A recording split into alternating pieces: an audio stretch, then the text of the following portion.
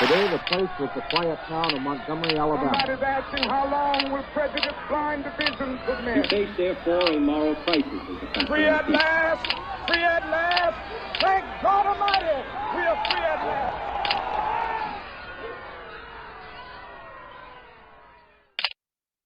Can't Look Away.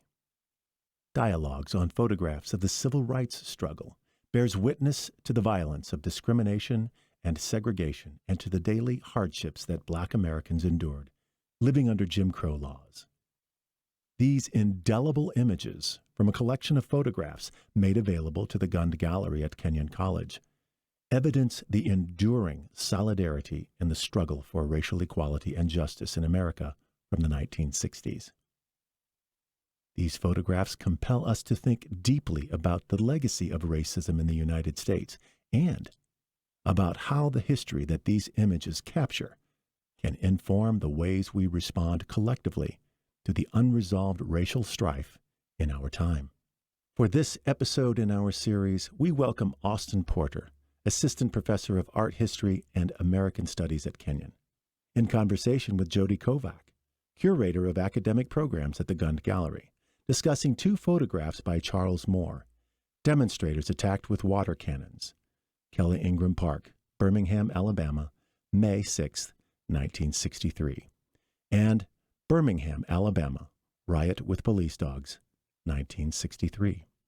We return to their discussion.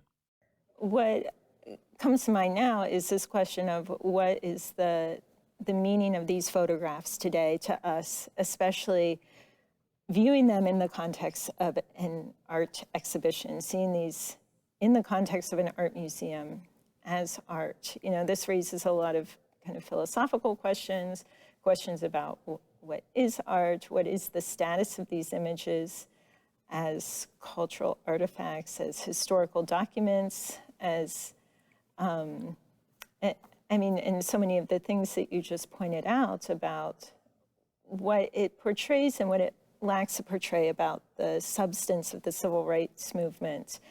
How do we engage with those? And I think the Art Museum is really a great place to do that because it asks us to view these in a different way with a different sort of sensibility, maybe slowing down and thinking about all these questions.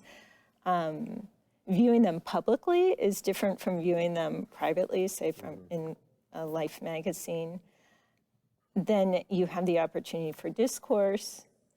And as I was thinking about these questions, I decided to go back and read Roland Barthes and his reflections on photography, because he has such a different perspective on the power of photography, how it's different from a form of representation that other mediums, such as painting or sculpture, can give to us about life. And these photographs really do, as he would say, astonish. And why do they astonish?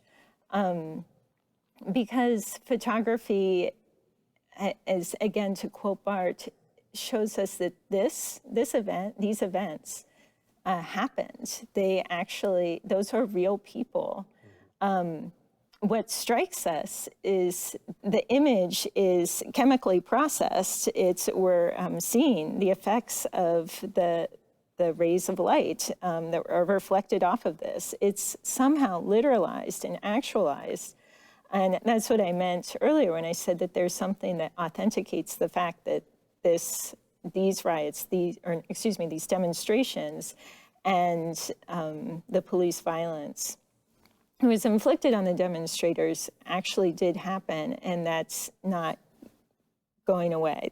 That is not something that can be relegated to the past, because it's real, and that's it becomes very abstract. And yet, if we think of these from a phenomenological position, like Barthes was, I think it allows us to understand that photography has a very different sort of resonance in our lives and the way that we understand these events than, say, other forms of representation do. Sort of going off of what you're saying about some of the important parts of Barth, photography, I agree with everything you're saying, but in addition to that, one of the significant aspects of photography is that it's often accompanied by text and some sort of a caption, a headline, etc. And that text dramatically directs how we read these images, right? And so, for example, whether you're looking at a framed image, be it a photograph or a painting or whatever, in a gallery that's next with a wall plaque that gives specific information, that directs how you understand that image, right? Just as if you read a caption in Life magazine, that informs your reading of these images. And so, I mean, I completely agree. These things, I mean, just not to be too blunt, but these objects belong in an art museum. And not everyone would agree with that. But one of the reasons they belong in an art museum is because they're a part of this mid-century visual culture that not only informed Andy Warhol. I mean, honestly, I wouldn't care if Warhol used these or not. A lot of people saw these images and they informed a lot of people's opinions about what was happening at the time, right? I do just want to make a quick point about anytime you put something in a frame and put it on a wall in a museum, it becomes aestheticized, right? And it can become disconnected from its historical context. And that's the problem. And a real critique with not just these objects, but with art in general, right? Is that it is shown in this white cube, which is all about beauty and the best and brightest that mankind has ever created. So I'm hoping that when people see these in the gallery, they'll realize that these are not just aesthetically pleasing objects, right? Which these objects, it's impossible to do that, right? But I do think that it's important to recognize, the kinds of language that accompanied these images, say in Life magazine. So after the spread of the dog attack image, Life included a series of short interviews with the citizens of Birmingham, just the white citizens. Just the white citizens of Birmingham. And they were overwhelmingly against the demonstrators. And they, except for a few instances, one of which was a public school teacher who would not give their name because they knew they would be fired, who expressed his support for the demonstrators. All of these little interviews said that this was the wrong time and that the demonstrators were outside agitators, and that a few acknowledged, yeah, dogs are not appropriate in this instance, but almost all expressed different levels of racist opinions and were against this movement, right? And these images were also included underneath a photograph of Bull Connor sort of gesturing in a very dictatorial is the only right adjective sort of manner. And the article made it clear that he was the one that was in charge of all of this. So captions matter, right? And photography, although it seems to be objective because it is made with a machine, it is not objective. And that text further sort of helps direct how we understand these, right? And that, again, I mean, I hate to return to this, but I mean, that was really part of the significance of Life, of seeing this large 2-page spread that included a moment in time over approximately probably a 10-second period where this man here on the right is attacked by dogs to get an instant, and then to include this description about this violence. I mean, it's a very dramatic sort of document that, again, was available to a real widespread audience. And what I want viewers in the gallery to realize is that that's how this was initially read, right? Was in doctors' offices, homes, barbershops, in common places. This is what people were seeing. And that, although now we have an opportunity to sort of look back on that, because of the exhibition and this range of photographs, which is a great thing. But I mean, that's where, when I take my students to see these images, that's going to be the first thing that, I mean, I guarantee they know I'm going to talk about Life, because I talk about Life magazine in every class, even when it's probably not appropriate. But I mean, I think that it's technologically speaking, it's such a big deal that it does needs to be reinforced. So I was curious if what thoughts you have about sort of the significance of having photographs that were not intended to be art, like in a gallery. And I have to say that the gallery has done a really good job of including things that push those boundaries historically in recent years. But are there strategies that you all sort of use to, not to justify their inclusion in the gallery, but to sort of put these in a broader sort of field of the visual experience? These photographs, well, the Gun Gallery has in their collection a couple of, or actually 3 civil rights photographs that came into the collection for an exhibition a few years ago called Black Women, Black Lives, that included art and material culture. And in fact, the gift of those photographs were the impetus for this exhibition. So I think, especially at an academic art museum, the idea of using material culture, visual culture is it just works seamlessly with contemporary art. And they're excellent teaching tools. They're, especially for interdisciplinary purposes, it's so important to create this historical context as you've described, to understand how they were initially received and how they were received over an extended period of time, how this shaped our idea or understanding of the civil rights movement.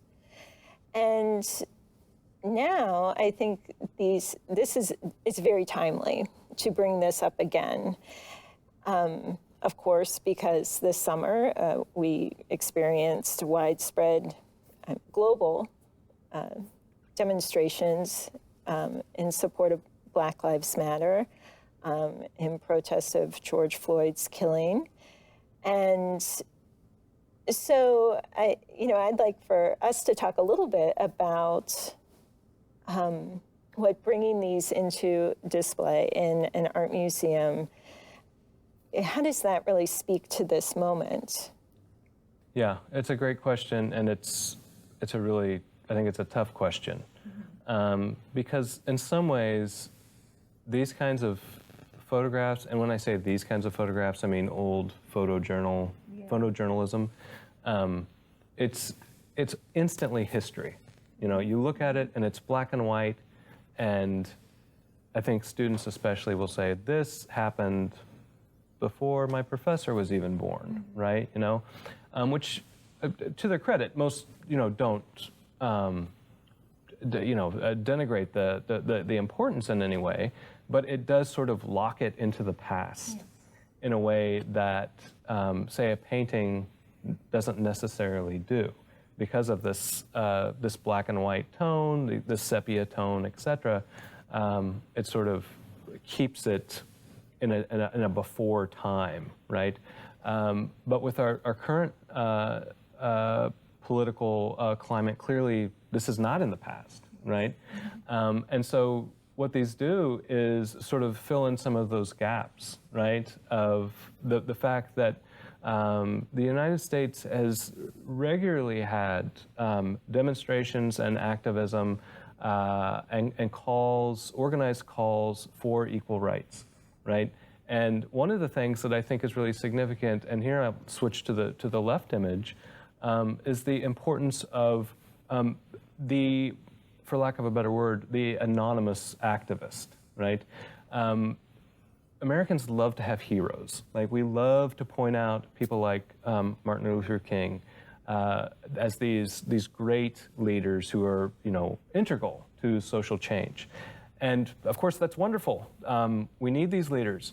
But on the other hand, all of that emphasis on the leaders de-emphasizes the fact that social movements happen because of participants, right?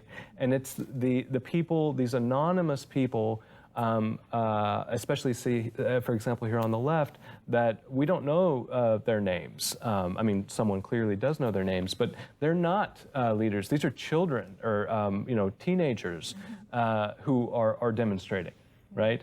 And so I think that that's one thing that you're seeing with a lot of the participants' more recent photographs out of the George Floyd demonstrations and similar movements, is that you're seeing a lot of people, right? And a lot of anonymous people. I mean, there are, of course, well-known celebrities, et cetera, that are supporting these, but in many cases, these are regular people that are taking time out of their own lives to advocate for some sort of social change. And that's really, really important. Change doesn't happen because of, one leader necessarily. It happens because people demand it, right? Mm-hmm.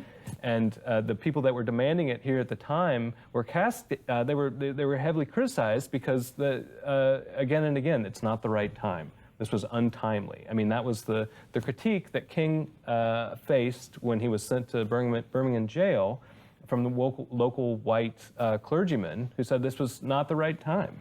And of course his response is, it's never going to be the right time. I mean, I'm paraphrasing. His was much more eloquent.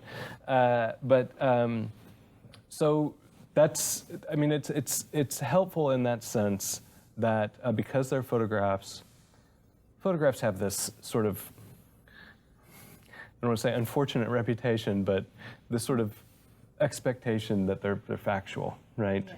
That because they're made with a machine, they use science, therefore they're somehow, they're real, right? But in reality, you can crop an image, you can label an image, you can caption an image, you can put it in a sequence, and that will change the meaning. For example, the work on the right, you probably already know this, but that is definitely a cropped image. The original print, there is quite a bit of scene on the right that is not seen here. I do think that's more or less how it was shown in Life magazine.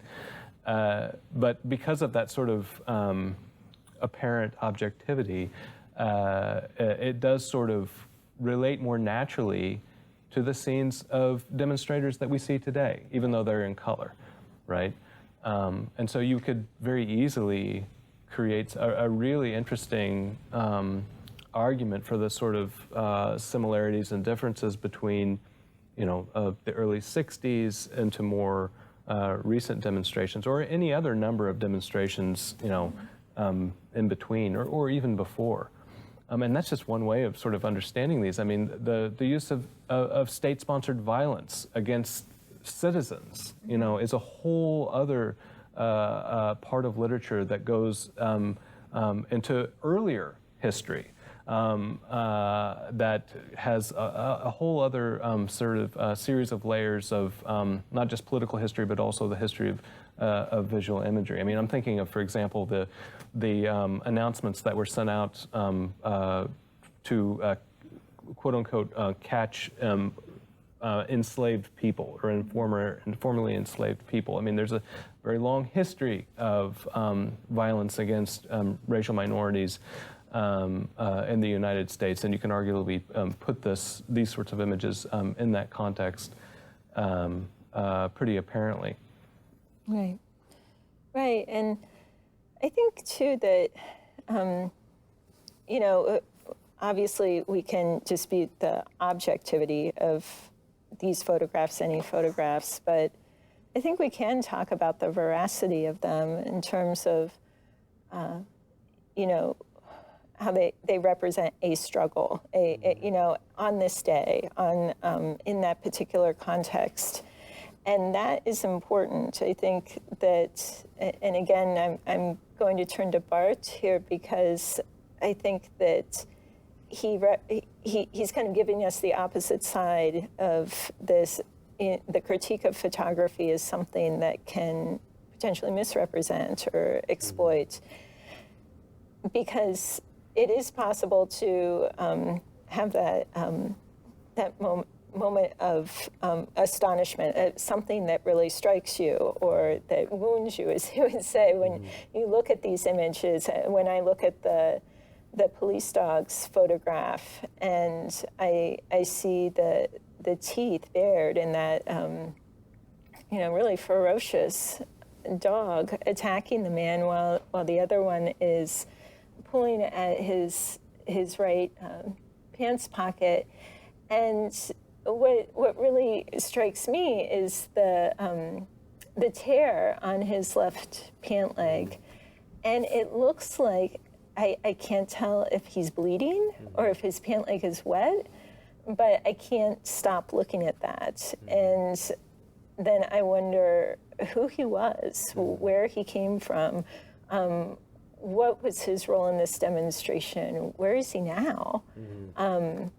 But he was there, and I think that when students, when audiences see this photograph and they have the opportunity to really contemplate it, it's those aspects that they can really think about much more deeply in the context of an art museum than they might otherwise. And that's when the relevance to the demonstrations and the struggles of the present day sort of come together, where this really resonates in the current moment. Yeah. Well, and I think, on that point, I totally agree. It's difficult not to be really drawn in, and I think that's one of the benefits of putting them in a gallery, right? Because it does isolate them, and it really does force you to look. Of course, some viewers will say, for whatever reason, maybe I just don't like photographs. But for those that are willing, it becomes really, really fascinating to ask all of those questions that you just raised about, who's participating here? Where are they now? What happened right before? What happened right after? Right? And as an educator, that's what you want to instill, right? Is for people to want to ask questions and want to know more. To know, for example, in this case, were these demonstrations successful? And in general, yes. They did achieve improved levels of desegregation in Birmingham. Unfortunately, it also led to increased violence from the pro-segregationist side, most notoriously in the bombing at the 16th Street Birmingham Baptist Church, which killed 4 young girls and injured at least a dozen, maybe more. So that's really my hope, is that viewers will see these and become drawn in and then want to know more. Not just about this historical moment, but about more recent historical events, right? And the ways in which that we understand those events. I was not at these events, but the photographs provide me with a certain level of understanding of those events. I have not been to any recent demonstrations, but I'm able to understand those demonstrations through photojournalism, right? And smart readers will seek out different kinds of news journalists and platforms for understanding the complexities of this situation, but also more recent situations. So, there's something about photography that is,